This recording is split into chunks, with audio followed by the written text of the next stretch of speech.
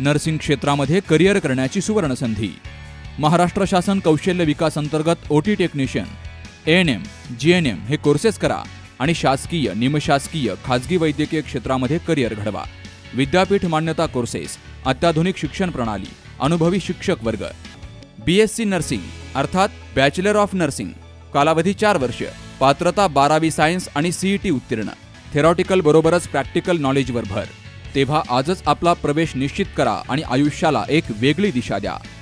संपर्क doctor Deepali Praveen Kumar Pansare, mobile number 84 68 81 64 40, 92 09 87 34 30, 82 37 66 04 32 आणि 82 37 54 04 32।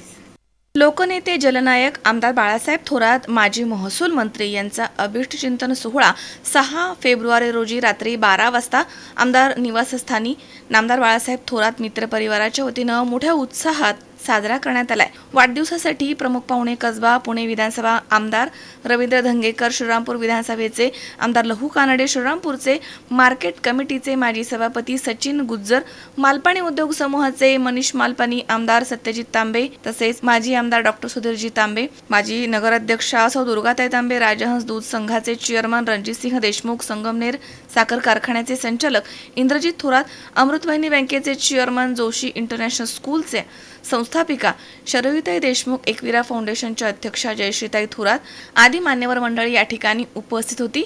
यावेळी संगमनेर शहरामधील नगरसेवक, व्यापारी वर्ग आणि कार्यकर्ते इथे मोठ्या संख्येने हजर होते। बाळासाहेब थोरात मित्र परिवाराचे सदस्य, माजी नगराध्यक्ष विश्वास मुर्तडक, दिलीप शेठ पुंडक, किशोर टोकसे, गणेश मादास, राणीप्रसाद मुंदडा, संजय पिंटू शेठ गाडे, लालाभाई वेपारी, अनिल सातपुते, चिकू शेठ जाजू, प्रकाश कलंत्री, जीवन पंचारिया, अरुण गावित्रे, तसेच लक्ष्मण बर्गे, सोनू राजपाल, कैलास सोमाणी, राजेंद्र काजळे, वैष्णव मुर्तडक, आशिष कोठवळ, शुभम पेंडभाजे, तसेच भगवान लहामगे, सागर पगारे, नितेश शहाणे, अण्णा सानप, विश्वास मिसाळ, भाऊ डाके, इम्रान गणी शेख, तसेच वसीमबाई शेख, गोपी जहागीरदार, आरिफ देशमुख, अन्नूभाई, भूपेश भळगट, अजय फटांगरे, आर.एम. कातोरे, के थोरात, रिजवान मंत्री, सोमनाथ मुर्तडक, मुन्ना पुंड, शफीबाई, गजेंद्र नाकील आदींनी कार्यक्रमासाठी विशेष परिश्रम घेतले। यावेळी आमदार बाळासाहेब थोरात यांना अनेकांनी हार आणि पुष्पगुच्छ देऊन त्यांचा सत्कार करत त्यांना भावी वाटचालीस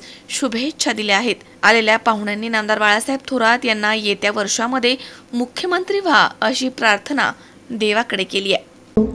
खास करून आज या कार्यक्रमासाठी आपल्या कसबा विधानसभा मतदारसंघाचे आमदार आदरणीय रवींद्रजी धंगेकर साहेब, श्रीरामपूर विधानसभा मतदारसंघाचे आमदार आदरणीय लवजी कानडे साहेब, आपल्या सर्वांचे मार्गदर्शक आदरणीय डॉक्टर सुधीरजी तांबे साहेब, तसेच महाराष्ट्रातील एक लोक ज्यांच्या आज आपण सगळीकडे कुठेही पाहिलं तर सत्यजित दादांचं नाव येतं, असे आमदार सत्यजित दादा तांबे, आदरणीय, तसेच ज्यांनी आतापर्यंत संगमनेर शहराचं नाव संपूर्ण देशभर नेलेले असे आमचे मित्र मनीषजी मालपाणी, गिरीशजी मालपाणी, तसेच आदरणीय आज संगमनेर शहराच्या माजी नगराध्यक्षा आदरणीय दुर्गाताई तांबे, त्याचप्रमाणे इंद्रजित भाऊ थोरात, जयश्रीताई थोरात, शरयूताई थोरात, राजहंस दूध संघाचे चेअरमन देशमुख साहेब आणि उपस्थित सर्वच बंधू आणि भगिनींनी, खरं म्हणजे आपण नामदार थोरात साहेबांचा वाढदिवस का करायचा?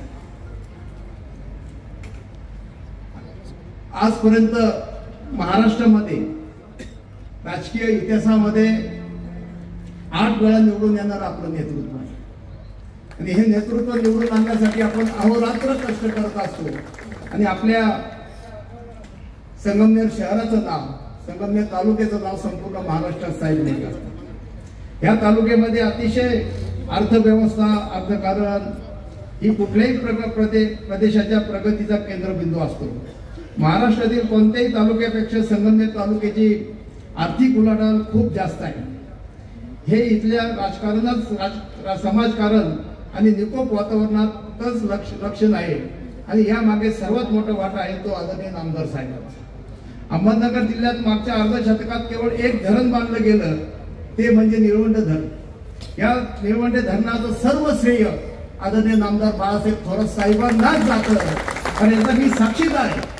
दंगेकर साहेब, या संगमनेर शहराची अशी परिस्थिती होती का माणसाला कमरेभर खड्ड्यात उतरून पाणी भरावं लागत होतं, परंतु आदरणीय नामदार साहेबांनी निळवंड पूर्ण केलं. या संगमनेर शहराला महाराष्ट्रातला संगमनेर शहर एक, संगमनेर तालुका आणि संगमनेर शहर एक असं गाव आहे का ज्या गावाला डायरेक्ट निळवंडे धरणातून डायरेक्ट थेट पाईपलाईन आहे. इतकं मोठं काम आदरणीय नामदार बाळासाहेब थोरात साहेबांनी केलं.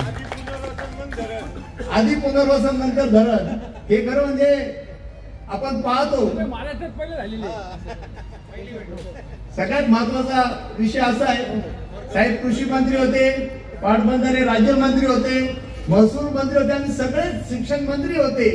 या सगळ्या ज्या मंत्रिपद साहेबांनी भोगले त्या ठिकाणी त्या विभागाला न्याय देण्याचं काम आदरणीय साहेबांनी या ठिकाणी केलेले. खरं म्हणजे दंगेकर साहेबांनी अतिशय कार्यकर्त्यांना कसं जपायचं हे खरं म्हणजे साहेबांकडून शिकलं पाहिजे. माझ्यासारख्या सर्वसामान्य माणसाला, पत्र्याच्या घरात राहणाऱ्या माणसाला या शहराचा नगराध्यक्ष केलं आदरणीय साहेबांनी. आदरणीय डॉक्टर तांबे साहेब, आम्हाला एक सामान्य कार्यकर्ता होतो आणि या कार्यकर्त्याला नगराध्यक्ष केलं. आता अनेक कार्यकर्ते आहेत. आता राणा पेपरी असेल, किशोर टोपसे असेल. किशोर टोपसे अतिशय सामान्य घरातला कार्यकर्ता आहे, त्याच्यासारख्याला सुद्धा या ठिकाणी साहेबांनी उपनगराध्यक्ष केलं. साहेब, एक तुम्हाला सांगतो, आमचा एक कार्यकर्ता या ठिकाणी आहे, त्याची परिस्थिती घरची थोडी नाजूक झाली. त्याची आई आजारी होती आणि तो कार्यकर्ता त्या ठिकाणी त्याच्या आईच्या उपचारासाठी त्यावेळेस पैशाची गरज होती. त्या कार्यकर्त्याला साहेबांनी कारखान्यामध्ये त्याचं काम चालू असताना त्याला थोडं ऑर्डर वाढून दिली. फक्त त्याच्या आईला मदत झाली पाहिजे, ते कुटुंब उभं राहिलं पाहिजे, याच्यासाठी साहेबांनी अतिशय जे कार्यकर्ते आहेत त्या कार्यकर्त्यांना सांभाळण्याचं काम खऱ्या अर्थाने बाळासाहेब थोरात साहेबांनी केलं. आज ठिकाणी आपण संगमनेर शहरामध्ये पाहतो, व्यापारी असतील, आज सगळे व्यापारी साहेब आमच्या गावामध्ये खरं म्हणजे सर्व जे व्यापारी आहेत ते कायम साहेबांच्या पाठीमागे भक्कमपणे उभे. साहेब, कधी एकदा इलेक्शन झाल्यानंतर कोण कोणत्या पक्षाचा आहे आजपर्यंत कधीच साहेबांनी पाहिलं नाही आणि कायम सर्वांना मदत करणं हाच उद्देश खऱ्या अर्थानं साहेबांचा असतो. मी खरं म्हणजे आज प्रास्ताविक करण्यासाठी माझ्यावर जबाबदारी दिली, पण साहेबांच्या बाबतीत म्हणायचं ठरलं, संत ज्ञानेश्वरांच्या काही ओळी आहेत. संत ज्ञानेश्वर म्हणतात, अवघाची संसार सुखाचा करीन, आनंदे भरीन तिन्ही लोक. इथे संसार हा व्यक्तिगत नाहीये, सगळ्या जगाचा संसार म्हणजे सगळ्यांच्या भल्यासाठी काम करणं आणि सगळ्यांचं भलं करून संपूर्ण विश्व आनंदाने भरीन. माननीय नामदार साहेब गेल्या 4 दशकापासून सगळ्यांना सुखी आणि आनंदी ठेवण्यासाठी जीवाचं रान करीत असतात. म्हणून आपल्या सगळ्यांच्या वतीने आदरणीय नामदार बाळासाहेब थोरात साहेबांना मी पुढील आयुष्य सुखाचं, समृद्धीचं, भरभराटीचं जावं अशी आपल्या सगळ्यांच्या वतीने परमेश्वर चरणी प्रार्थना करतो. माझे प्रास्ताविक शब्द संबोधन देईल. जय महाराष्ट्र. आजच्या या आदरणीय साहेबांच्या वाढदिवसाच्या निमित्ताने मंचावर उपस्थित आदरणीय आपल्या सर्वांचे मार्गदर्शक बाळासाहेब थोरात, डॉक्टर सुधीरजी तांबे, उपस्थित असणारे आमदार लहूजी, रवीजी आणि उपस्थित बाळासाहेब थोरातांवर विशेष प्रेम करणारे सर्व मित्रांनो, बंधूंनो आणि भगिनींनो, आज आपण अत्यंत सुंदर असं महानाट्य शिवपुत्र शंभूराजे हे बघितलं आणि त्या वातावरणातून अजून बाहेरच निघत नाही. आणि आज एक आगळा वेगळा असा कार्यक्रम या ठिकाणी होत आहे. भाऊसाहेब थोरात आदरणीय दादा यांच्या नेतृत्वाखाली ते स्वागताध्यक्ष होते, तेव्हा आम्ही जाणता राजा हे महानाट्य आणलं होतं. दुसऱ्या वेळेस आदरणीय बाळासाहेब थोरात त्याचे स्वागताध्यक्ष होते, त्यावेळेस देखील पुन्हा एकदा आपण जाणता राजा आणला. आणि आज आपल्या सर्वांच्या समवेत हा संगमनेरचा जाणता राजा याचा आज वाढदिवस आपल्या सर्वांच्या समवेत होत आहे. आदरणीय बाळासाहेब थोरातांनी जवळपास 40 वर्ष विधानसभेमध्ये ते सतत निवडून आले आणि मला वाटतं हा महाराष्ट्रातला जवळपास एक रेकॉर्ड असावा आणि मला वाटतं देशमुख म्हणून जे आमदार आहेत ते तर ते 50 वेळा आमदार, ते 50 वर्ष ते आमदार म्हणून होते. आदरणीय साहेब 40 वर्ष आमदार आहेत. आणि मला असं वाटतं साहेब तुम्ही अजूनही तरुण दिसता आणि तुम्ही आहात. मध्यंतरी काहीतरी मला तुमचं आणि आमचं नावे एकच आहे, द्वारका पवार. त्यांनी सांगितलं की मी तर साहेब विचारलं की साहेबांचे केस असं वाईट काय केली इकडे. तर मला साहेब म्हटलं की आता वय थोडं दिसलं पाहिजे. मी त्याला म्हटलं अरे नाही, मी साहेबांना सांगतो की आम्हाला साहेब तुम्ही तसंच दिसलं पाहिजे. परमेश्वराच्या कृपेने तुम्हाला इतके चांगले केस दिले आहेत. आणि खरं आहे की लहानांपासून मोठ्यांपर्यंत साहेब सगळेजण तुमच्यावर प्रेम करतात. आणि तुमचं हे वय कधी तुमचा कार्याचा आवाका एवढा मोठा आहे की तरुणांना लाज वाटावी इतकं मोठं काम तुम्ही करत आहात. निर्वाणी धरण असेल, संगमेश्वर शहर असेल. आता संगमेश्वर शहराचा विकास इतका प्रचंड होतो आहे की मला वाटतं महाराष्ट्रामध्ये 368 तालुके आहेत. त्याच्यामध्ये पहिल्या 5 तालुक्यांमध्ये संगमेश्वरचं नाव घ्यावं लागेल. आज रेल्वे स्टेशन आता आपल्या जवळ येत आहे 8 किलोमीटरवरती. आणि पुण्याचं अंतर हे फक्त 150 किलोमीटर, 140 किलोमीटर. फक्त 1.25 तासात संगमेश्वरचा माणूस पुण्याला जाणार. समृद्धी हायवेचं काम चालू झालेलं आहे. मुंबईला जायचं असेल तर 2.5 तासामध्ये आपण मुंबईला जाऊ शकतो. आज आपलं विमानतळ जे आहे ते संगमेश्वरचं विमानतळ आहे. आणि त्याच्यामध्ये जे दिल्लीहून येताना बघितलं, दिल्लीहून येताना शिर्डी DEM to SHG असं लिहिलं होतं. म्हटलं हे संगमनेर म्हणजे शिर्डी नाही आहे, तर त्यांनी मान्य केलं संगमनेरचंच एअरपोर्ट आहे आणि म्हणून SHG लिहिलं असतं. आता कदाचित तिकडचे लोक खोडण्याचा प्रयत्न करतील साहेब तुमचे, परंतु शेवटी ते दिल्लीवरून आहे, एवढं सोपं नाही आणि ते सहाय्यकच राहणार. खरोखरीच रवीजी या ठिकाणी आलेले पुण्यावरून. संगमनेर शहराचा विकास हा प्रचंड वाढत आहे. आज जो आपला मधून जो आपला रोड गेला, खरं म्हणजे साहेबांची मनापासून इच्छा आहे की त्याला एक सुंदर असं नाव द्यायला पाहिजे. आणि त्यांनी अनेकांना 4-5 नावं देखील सुचवली. परंतु मला असं वाटतं साहेब तुमच्या वाढदिवसाच्या निमित्ताने तुम्हीच आता हे जाहीर करावं की एका रोडला तुमच्या मनातलं जे नाव आहे लक्ष्मी रोड, हे नाव आपण धरत आहोत. परंतु लक्ष्मी आणि ह्या नावाला कोणीच विरोध करणार नाही, कारण की सर्वांनाच लक्ष्मी ही प्रिय असते. आणि खरोखरीच खूप चांगला अशी डेव्हलपमेंट झाली आहे.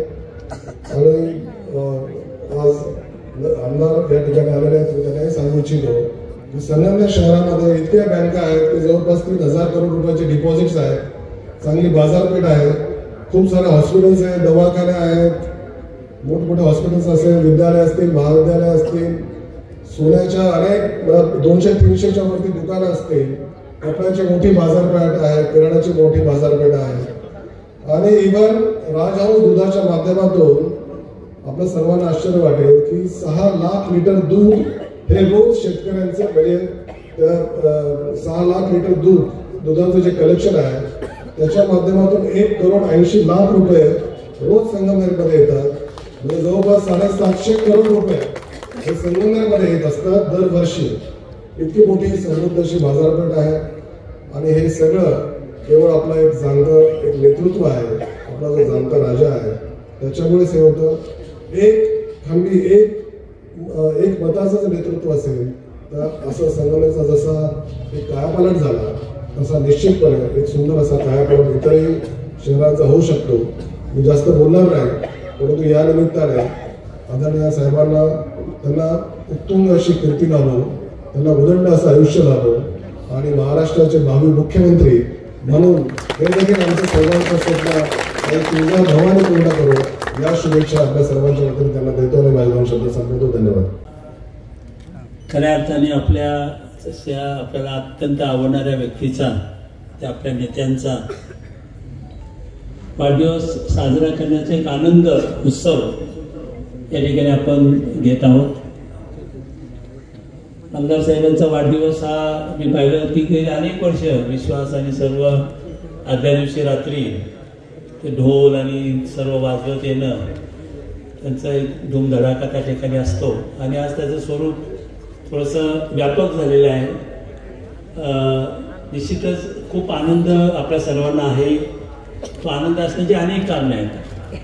मी अधिक बोलणार नाही, परंतु आता तिथे विशेषतः तिथे आपले जे बाहेरचे पाहुणे आले त्यांचं स्वागत या ठिकाणी आपल्या सर्वांच्या वतीने झालेलं ते मी पण करतो. रवींद्रजी दंगेकर साहेब, खरं म्हणजे महाराष्ट्रामध्ये तुम्ही हिरो झालेले आहात. महाराष्ट्रामध्ये आता असं कोणी नाही आहे की जे तुम्हाला ओळखत नाही. म्हणजे अत्यंत प्रतिकूल काळामध्ये एकदम मोठं विजय, तुमचा विजय हा सगळ्या काँग्रेस जणांना खूप आनंद देणारा होता. आणि म्हणून तुमचं आता मला तर तुम्ही सांगितलं किस्सा मला तर काही आठवत नाही आहे. तिथे काय मंत्रालयात तुम्हाला माहिती आहे की आपण जात असतो आम्ही तिथे कुणी भेटलं तर त्यांना हात न्यायचं काम मी केलं असेल तुम्हाला. परंतु खऱ्या अर्थाने काँग्रेसमध्येच तुम्ही यावं आणि आज खऱ्या अर्थाने लोकशाहीच्या या रक्षणासाठी खूप मोठी गरज तुमच्यासारख्या कार्यकर्त्यांची आहे. तुम्ही ते खास आलात, विश्वास आणि यांच्या सर्वांच्या विनंतीला मान दिला त्याबद्दल तुमचं खरोखर मनापासून धन्यवादही तुम्हाला मी देतो. कानडे साहेब तर आमच्या परिवारातलेच आहेत, ते देखील या ठिकाणी आलेत, त्यांनाही मी धन्यवाद देतो. बाकी सर्व आपल्या परिवारातलेच आहेत. आता मी आपण मोठ्या साहेबांना शुभेच्छा देतच आहोत. तर या निमित्ताने मी सर्व राजकीय कार्यकर्त्यांना विशेषतः तरुणांना सांगेन की नामदार साहेबांकडनं काय शिकायचं तुम्ही. शेवटी आपण राजकारणातले कार्यकर्ते आहोत आणि आपल्याला राजकारणामध्ये पुढे जायचं असतं, काहीतरी मिळवायचं असतं, म्हणजे ती महत्वाकांक्षा असते, ती असणं काही वाईट नाही.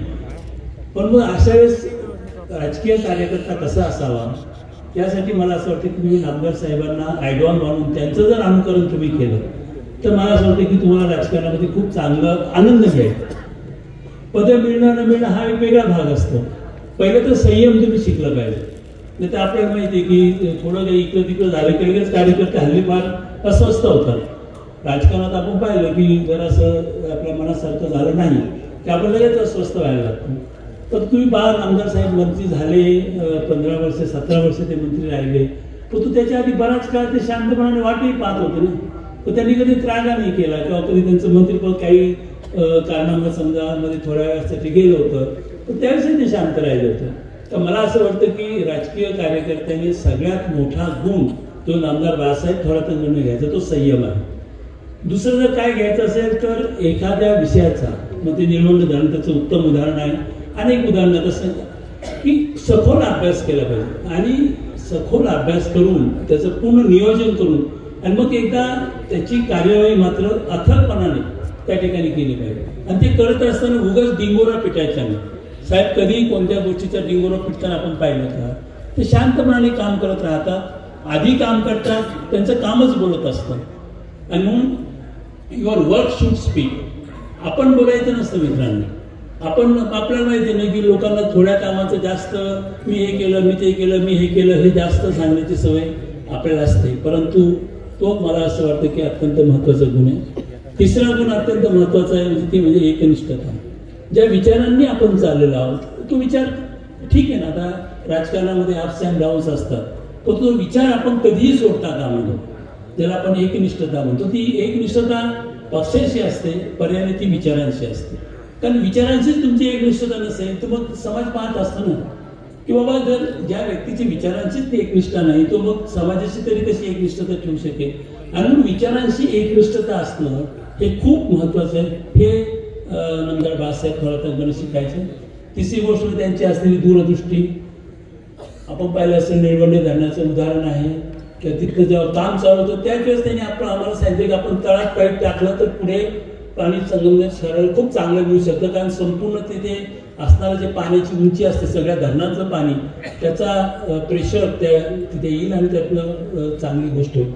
अनेक लोकांना पाणी पाहिजे होतं धरणाचं, पण ते इतरांना कोणाला सुचलं नाही. ते नामदार बाळासाहेब थोरातांना सुचलं आणि मग त्यांच्या अनेक कल्पकता मी पाहिलं की खूप कल्पक गोष्टी त्यांच्याकडे आहेत. मग त्या महसूल खात्याचं काम करताना मी पाहिलं, कृषी खात्याचं काम करताना पाहिलं. कृषी तर त्यांचं अत्यंत आवडतं. साहजिकच की शेतकरी कुटुंबातनं आल्यामुळे आणि आज आपल्या सगळ्यांचाच अन्नदाता शेतकरी येतात, त्याचे दुःख कमी करण्याचा प्रयत्न व्हावा त्यासाठी त्यांनी अनेक चांगले उपक्रम राबवले, महसूल खात्यामध्ये नवनवीन प्रयोग केले. तर मित्रांनो, मी तरुण राजकारणी आपल्या सर्व नेत्यांना, मुलांना, तरुणांना सांगेन की आपण सुद्धा राजकारण करत असताना या गुणांचा अवलंब करावा असं मला वाटतं.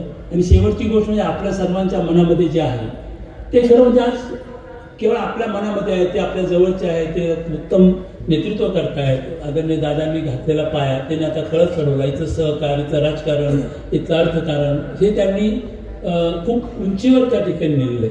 आणि अशा नेतृत्वाची आज राज्याला गरज आहे. आज राजकारणात आपण काय बघतो, सारखं आलकट तांडव, पण नुसतं याला शिवी दे त्याला शिवी दे, अगदी पार गोळ्या घालण्यापर्यंत मर्यादा जर जाऊ शकत असतील राजकीय नेत्याची, तर त्याला हे असं नाही ना चालत. आणि त्यामुळे आपण निश्चितपणाने असं नेतृत्व जे बाळासाहेब थोरात आज आपल्यामध्ये करतायत, आपल्याला सर्वांना वाटतं की ते राज्याचे मुख्यमंत्री व्हावे. आणि म्हणजे असं नेतृत्व हे राज्याला गेलं पाहिजे, कारण आज राज्यामध्ये तशी पोकळी आपल्याला दिसते. आज मला तरी त्यांच्या कॅलिबरचा कुठला नेता राज्यामध्ये, विशेषतः आमच्या पक्षामध्ये तरी कुठे मला दिसत नाहीये. आणि असं नेतृत्व जे आपलं आहे, पण जे उत्तम आहे, चांगलं आहे, ते राज्यामध्ये नेतृत्व करायला गेलं पाहिजे. आणि मग शेवटी आपली जबाबदारी पण येते. आपली जबाबदारी ही आहे की त्यांनी राज्याचं नेतृत्व करत असताना संगमनेर एकदम भक्कमपणाने आपण सांभाळलं पाहिजे, कारण अनेक शत्रू येत असतात आजूबाजूचे, त्यामुळे आपल्याला त्याच्याबद्दल काळजी घेतली पाहिजे. आणि त्यासाठी साहेब नाही, आपण पाहिलं असं नाही हिंदी सिनेमात, तो बोलतो की आधी माझ्याशी लढ, मग आमच्या साहेबांकडे बघ. तसं आपल्या इथं प्रत्येक कार्यकर्ते म्हणलं पाहिजे की मी आहे इथे संपूर्णपणे मतदानाचं मतदार संघाचं रक्षण करायला. तर अशा पद्धतीने आपल्या शुभेच्छा, या केक, फुलं हे तर महत्वाचंच आहे, परंतु अशा वैचारिक दृष्टिकोनातून आपण साहेबांच्या स्वभावाचं, त्यांच्या वैचारिक दृष्टिकोनाचं आपण सर्वांनी अनुकरण करावं. मला असं वाटतं की ती सर्वात मोठी शुभेच्छा त्यांना ठरेल. धन्यवाद. नामदार थोरात साहेबांचा वाढदिवस आहे आणि हा कौटुंबिक कार्यक्रम आहे. ज्यावेळेला ताई बोलायला सुरुवात केली त्यावेळेला आमच्या घरच्यांची मला अशीच आठवण आली. आमची पत्नी असेच बोलत अशी होती आणि थोरात साहेब म्हणत होते की नका देऊ नका देऊ. मी तसंच करत, नका देऊ नका देऊ, सगळं भांडं उघडं पडेल. तर थोरात साहेबांबद्दल बोलायचं तर अनेक वक्ते बोलले. मी 5 वर्ष झालं थोरात साहेबांच्या सहवासात आहे. थोरात साहेब महाराष्ट्रात फिरत असताना मलाही त्यांच्याबरोबर जायची संधी मिळाली, पण कधी त्यांनी कार्यकर्त्याला, म्हणजे कार्यकर्त्याची भावना, कार्यकर्त्याचं प्रेम कसं असावं ते थोरात साहेबांकडनं शिकलं पाहिजे. मी त्यांच्याबरोबर फिरतो आणि एक 6 महिन्यापूर्वी बारामतीत आम्ही दोघं एकत्र होतो. अनेक कार्यकर्ता म्हणला साहेब तुम्ही माझ्या घरी चला. साहेब म्हणले बसा धंगेकर. मी म्हणलो आता साहेबांशी शेजारी बसावी तर आपण मी बसा म्हटलं. तरी 40 किलोमीटर आमच्या जवळला नाही आणि 40 किलोमीटर सोडला आम्हाला एक वाजला रात्रीचा. म्हणलं साहेब अजून चिडले कसे नाही ह्याच्यावर. पण साहेबांचा तो गुण आहे की कार्यकर्त्यांवर प्रेम करणं. साहेब मला म्हणलं साहेब किती लांब जाते. साहेब म्हणले जाऊ त्याला बी बरं वाटेल आणि त्याचं बी गावात नाव होईल की एका कार्यकर्त्याच्या घरी आपण पोहोचलोय. तर साहेबांचं गुण पाहिलं तर आपल्याला एक कुटुंबी गुण वाटतात. साहेबांनी संगमनेरमध्ये विकासाची गंगा आणली आणि आपण बघितलं असेल तर मालपाणी साहेबांनी त्याचं सविस्तर वर्णन केलं की आर्थिक उलाढाल ज्या शहराची, ज्या गावाची मोठी असेल तिथलं नेतृत्व चांगलं असतं हे माझ्यासारख्या कार्यकर्त्याला नेहमी वाटतं. अजून एक 2-3 किस्से सांगितले. डॉक्टर तांबे साहेबांचा एक किस्सा सांगायचा. त्यांना माहित नाही मी काँग्रेसमध्ये आलो आणि मला मंत्रालयात जायचं होतं. ते आमदार होते आणि ते बाहेर आले. म्हटलं दादा मला आज सोडा ना. ते म्हणले चल सोड. या पोराला सोडवलं आतमध्ये. तर मी आमदार नव्हतो आणि ते आमदार होते. असं एक कुटुंब आहे. थोरात परिवार असा आहे की कार्यकर्त्यांना प्रेम. मी तर त्यावेळेला मला जास्त ओळखत नाही, आता आमदार म्हणून सगळे ओळखतात. आणि त्यावेळेला कार्यकर्ते मला सोडायचं काम त्यांनी केलं आणि सत्तेची ताण आहे तर मला जवळचा ऍक्सिडेंट होता राजकारणामध्ये. मी आल्यानंतर ते युवा अध्यक्ष होते आणि दादांना भेटायला डायरेक्ट ऍक्सिडेंट होतं. त्यामुळे ती हा परिवार सर्वसामान्य लोकांवर प्रेम करणार. आणि थोरात साहेबांनी अनेक मंत्री पदं, अनेक चांगली पदं या महाराष्ट्रात घोषवली आणि त्या सर्व पदाला त्यांनी मान देण्याचं काम केलं. आज आपण त्यांचं कोणतंही खातं बघा त्यांच्या काळातलं, त्या खात्याला न्याय द्यायचं काम केलं, महसूल खात्याचं काम केलं, सर्वसामान्य शेतकऱ्यांच्या हातामध्ये सातबारा देण्याचं काम त्यांनी केलं. आज तुमच्याकडे ग्रामसेवक तुमच्या घरी येऊन सातबारा देतो. त्याचं सगळं काम या महाराष्ट्रातला सगळं महसूलचं काम टेक्नॉलॉजीमध्ये कॅम्प्युटर करून साहेबांनी आपल्या महाराष्ट्रात काम करताना थोरात साहेबांनी सर्वसामान्य माणसाला न्याय द्यायचं काम केलं. मी येताना घरी भाऊला विचारलं, थोरात साहेबांचा चांगला गुण सांग रे मला एक. तर ते म्हणजे विरोधकांवर मी प्रेम करतात. मागचा विरोधक यावर्षी त्यांच्यावर प्रचाराला असतो. आता हा गुण आपण घ्या, आपण पुढच्या वर्षी निवडणूक लढवायची. भाऊ हे खरं मी तुम्हाला सांगितलं नाही खरं. आणि मग मी दुसरा गुण विचारला, एखादा वाईट गुण सांग. बराच विचार करा, त्याला वाईट गुणच सांगता येणार नाही. म्हणलं गोड म्हणून कोणाचा काटा काढतात का, ते अजिबात नाही. तर असे आमचे साहेब आहेत. मी आज दुसऱ्यांदा या 6 महिन्यामध्ये साहेबांना भेटायला आलो. जास्त त्यांच्यापुढे बोलणं योग्य नाही, पण एक आदर्श नेतृत्व, निष्कलंक नेतृत्व आणि एक समाजाला आदर्श असलेलं महाराष्ट्राचं नेतृत्व म्हणून त्यांचं नाव या महाराष्ट्रात घेतलं जातं. माझे सहकारी कानडे साहेबांनी त्या ठिकाणी मनोगत व्यक्त करताना आजच्या राजकारणावर बोलले, पण हा राजकारणावर भाषण करायची वेळ नाही.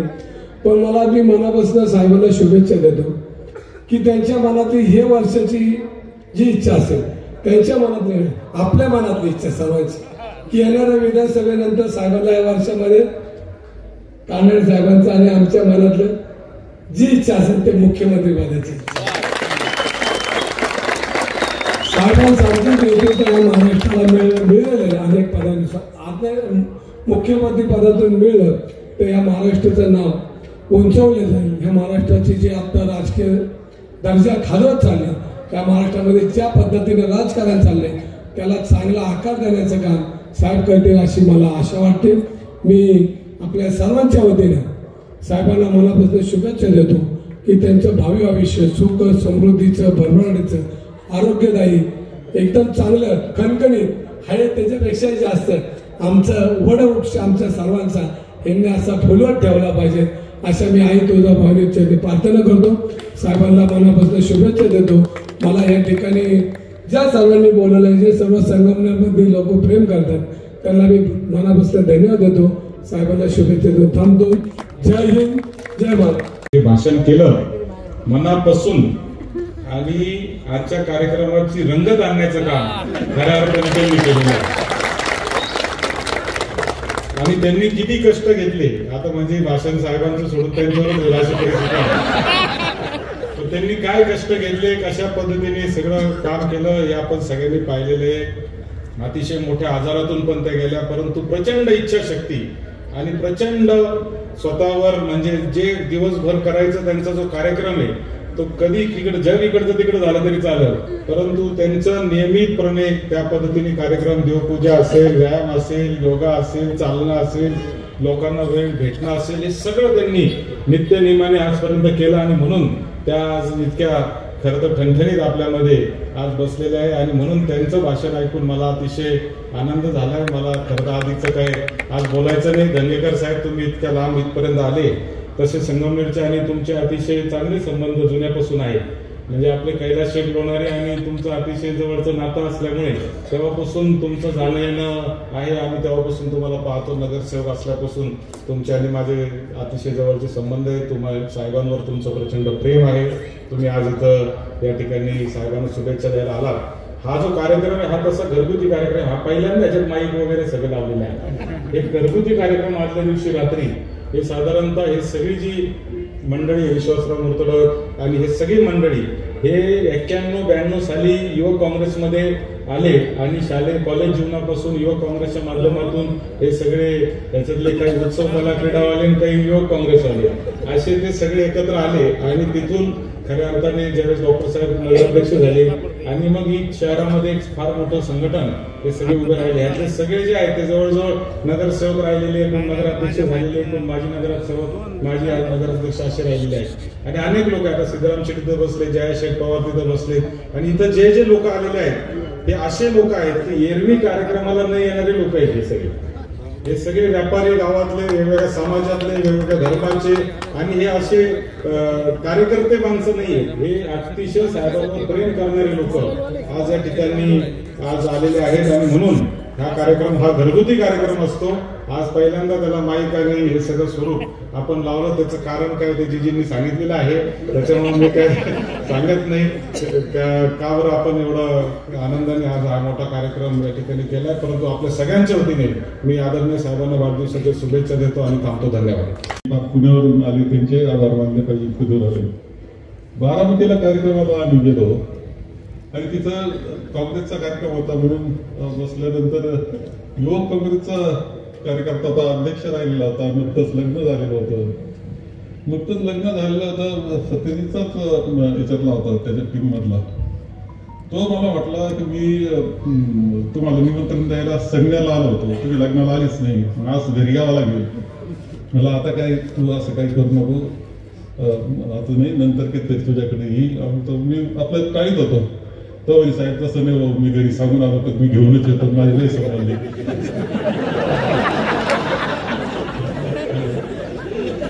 इथपर्यंत बोलला तो तर मी सत्यजित बरोबर मी त्यांना मामाच म्हणत असतो. आता बरं कुठं या जवळ साहेब काय नाही, मी थोडं आत गेलं कधी पाहिजे. आता एवढा फार हे झालेला तो काकुलकीला आला तो घरी मी सांगूनच ठेवलं, कारण ववाळायचं ताट सुद्धा तयार आहे. तर तो ववाळला खेळा लावलं तर तुम्ही मागे खेळा. आता काय करा, आता जर माणूस म्हणलं तर ठीक आहे, थोडा उशीर होईल, पण चला आता काय करू. चला जेव्हा 5-10 किलोमीटर गेले तर धंगेकर माझ्या का पाहायचे तो पुढं बसेल.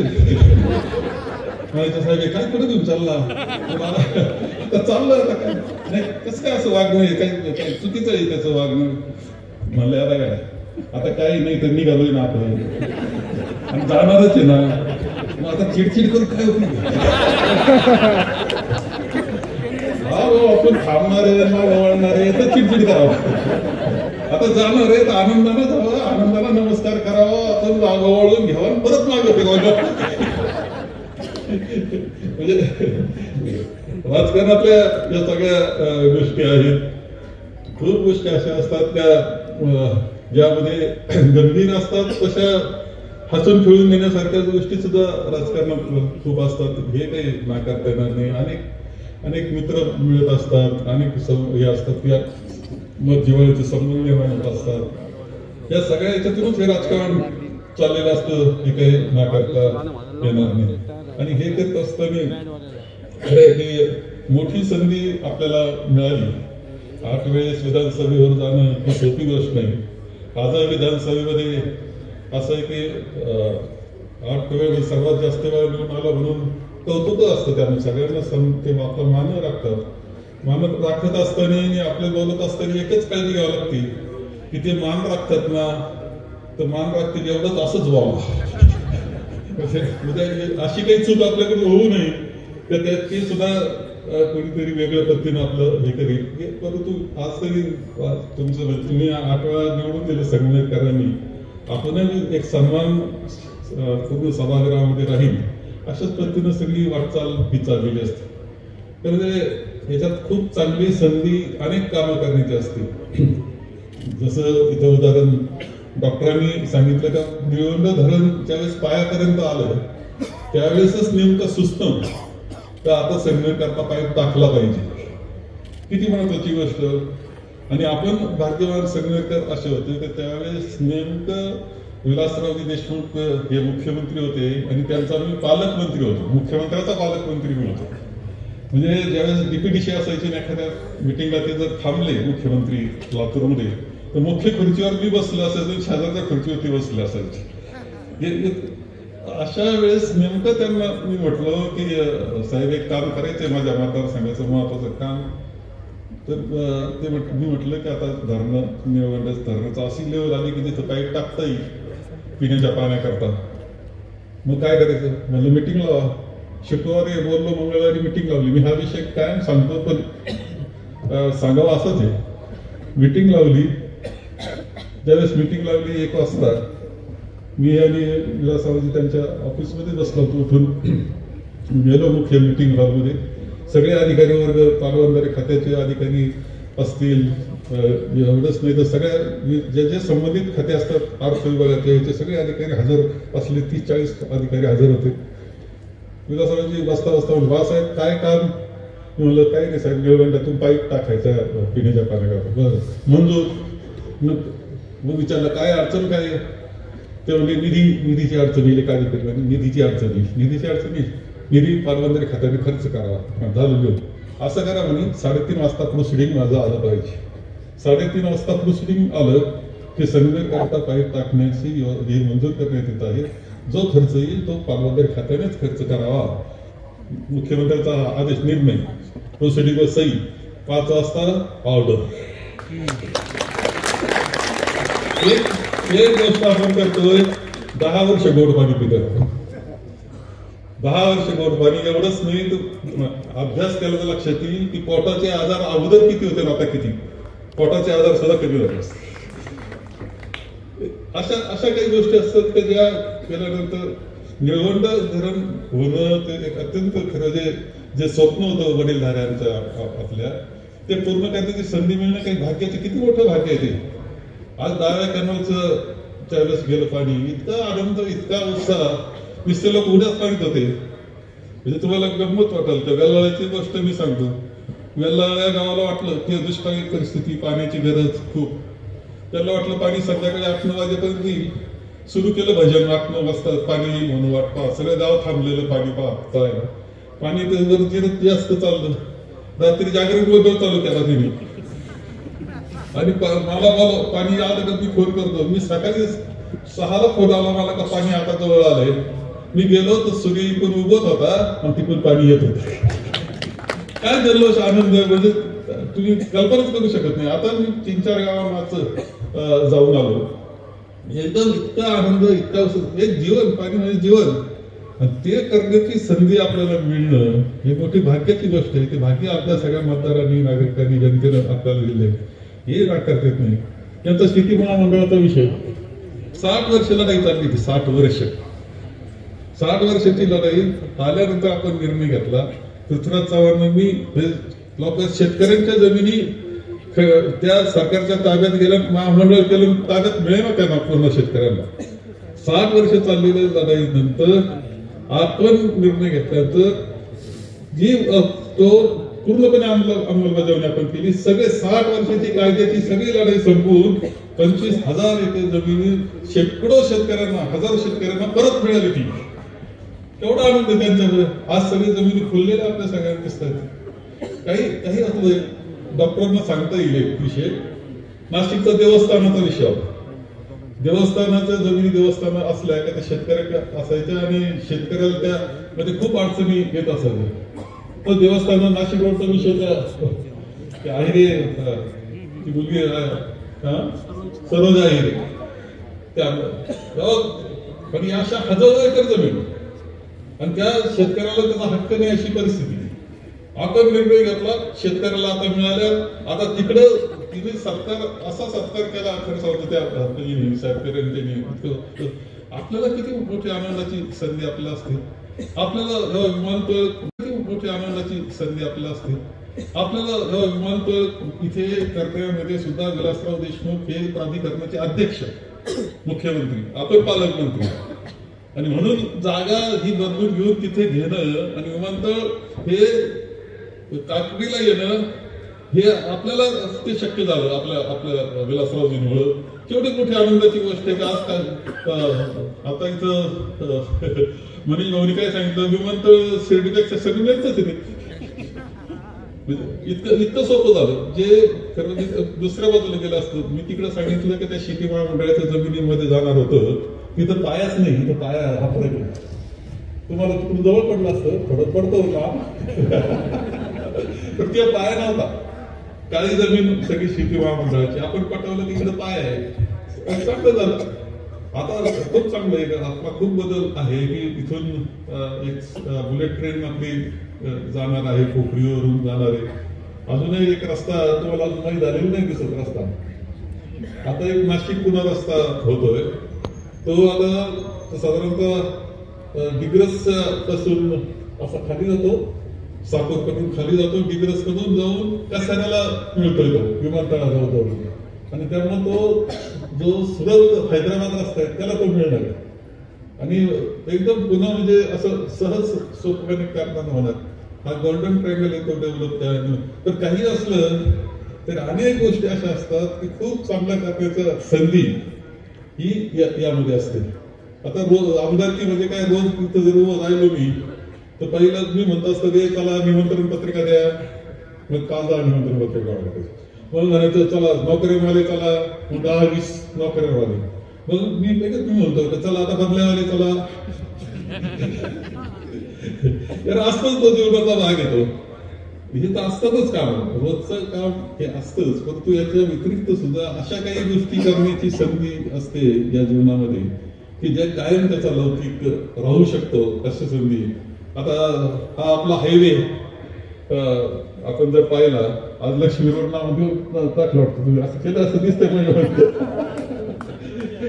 याला खरं सांगतो मी नाही त्याच्यात काय झालं, हा हायवेचा कार्यक्रम झाल्यानंतर जो हायवे आपला आता झालेला आहे नाशिकला जाणारा हॅपी हायवे, त्या हॅपी हायवेला मी सहज चाललो आणि विश्वास मिळतो गाडी होता. तो काय म्हणतो, साहेब हा आपला लक्ष्मी रोडच होणार का? बरोबर विश्वास रोड असला म्हणून तो लक्ष्मी रोड मी म्हणलं लक्ष्मी रोड विश्वास लक्ष्मी रोड म्हणतोय. ते म्हणले फारच चांगलं, लक्ष्मी समृद्धी आनंद सगळं त्याच्यामध्ये येत असतं. म्हणलं चांगलंय, तर तो उत्स्फूर्तपणे जनतेतून काही झालं तर आमची काही हरकत नाही तशी आमची, परंतु किती चांगलं सुंदर पद्धती झालं. आपली अर्थव्यवस्था कशी सांगण्यात तालुक्याची याचा मुद्दाम अभ्यास केला पाहिजे की साखरेतून किती पैसे येतात आपल्याला, दुधातून किती पैसे येतात, भाजीपाल्यातून किती पैसे येतात, फळबागांतून किती पैसे येतात. आता एक महत्वाचं, तळेगाव भागामध्ये कुक्कुटपालनचे व्यवसाय करतायत, किती अंडे रोज तयार होत आहेत आहेत का माहिती आहे इथे? 7 लाख.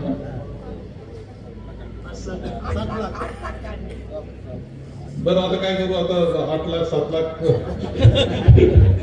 8 लाख अंडे, याचा अर्थ असा आहे 8-45 लाख रुपये रोज तिथे येत असतात. आता आणखी होणार बदल की निळवंड्याचं पाणी दोन्ही बाजून फिरलंय ना, तिथं अर्थव्यवस्था बदलत जाणार आहे. तिथं अर्थव्यवस्था बदललं तर ते सगळ्यात 4 पैसे त्या शेतकऱ्याला मिळणार आहे, शेवटी इथंच येणार आहे बाजारपेठेत. त्यामुळं म्हणजे शहरवासियांनी सुद्धा आनंद व्यक्त केला पाहिजे निळवंड्याचं दोन्ही बाजूला पाणी जातं याचं. मला माहिती आहे कधी आता शेवटी येणार ते शहरात इथे येणार आहे, बाजारपेठेत येणार आहे, अर्थव्यवस्था बदलणार आहे. खूप अशा चांगल्या गोष्टी आहेत. राज्य पातळीला काम करण्याची संधी मिळाली, आनंद आपल्याला होता आणि खूप मनापासून आपण काम केलं. शरदचंद्र पवार साहेबांबरोबर कृषी मंत्री म्हणून काम करण्याचा खूप मोठा आनंद होता. महसूल खातं सांभाळण्यामध्ये आपण एकदम काळजीपूर्वक व्यवस्थित पद्धतीनं महसूल खातं हे सगळं अनेक योजना चांगल्या होत्या. केंद्रामध्ये सुद्धा आपल्याला जी संधी दिली म्हणजे केंद्र पक्षानं, ती सुद्धा आपण चांगल्या पद्धतीनं पार पाडतोय. अध्यक्ष आपल्याला केलं, अनेक गोष्टी आहेत की खूप चांगला आतापर्यंत टप्पा झाला. आणि यामध्ये तुमच्या सगळ्यांचे शुभेच्छा आशीर्वाद हे कायम पाठीशी राहिलेत आणि म्हणूनच हे करू शकतोय हे आम्हाला मान्य करावं लागेल. आज आपण चाललेलं आहे शिवपुत्र शंभूराजे, काय कार्यक्रम चाललाय, काय सुंदर केलंय त्यांनी. म्हणजे तुम्ही आपण डॉक्टर अमोल कोल यांचा तो कार्यक्रम किती जणांनी पाहिला? बरंच जवळजवळ पाहिलं सगळे. किती सुंदर सुंदर कार्यक्रम केलाय. आणि तो निवड खासदार नाही, विचारवंत खासदार आहे का तुम्हाला सांगतो. विचारवंत आहे, अभ्यासू आहे, टॅलेंट आहे, फार हुशार आहे. त्याचं भाषण पण संसदेतली भाषण ऐकण्यासारखं असं म्हणजे काही असू एक सुंदर कार्यक्रम आहे, एवढा जल्लोष आहे, इतक्या आनंदाना. आणि म्हणून माझ्याकरता सुद्धा हा कालखंड आणि आजचा तुम्ही जो आजचा कार्यक्रम करता हा माझ्यासाठी सुद्धा खूप आनंदाचा आहे. तुम्ही सगळ्यांनी एवढं कौतुक म्हणा, कोणी कोणी धडपड काय केली, विश्वास आणि त्याची सगळी टीम, सगळ्यांचं खूप आभार मानतो की इतकं सुंदर कार्यक्रमाचं आयोजन केलं, आपल्याशी संवाद साधण्याची संधी मला दिली, याबद्दल आभार मानतो आणि माझे 2 शब्द संपवतो. शावी शेख, C24 तास, संगमनेर.